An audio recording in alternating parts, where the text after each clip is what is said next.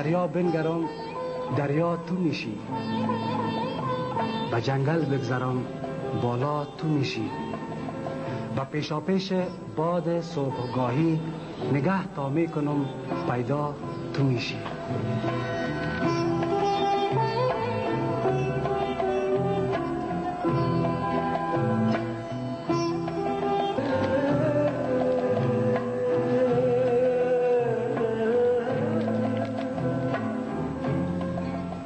نه گل نه سبزه نه بارانی ای دوست، نه از جنس علفزارانی ای دوست.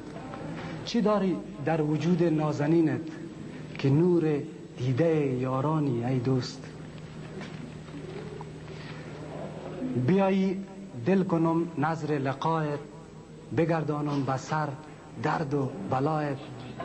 میان پرده های چشم هایم تماشاخانه سازم برایت.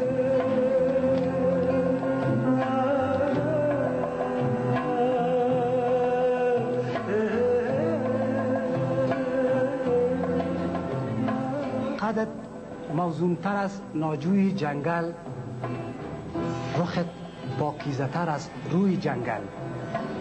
دل از وحشیگری هایی که داری مدام می کشاند سوی جنگل.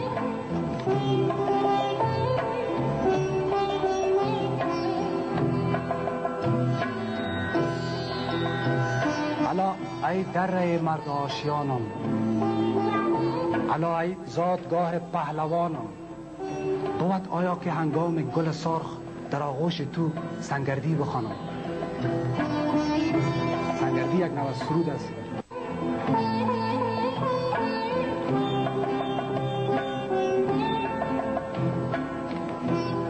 دو چشمت چلچراغ شام عاشق،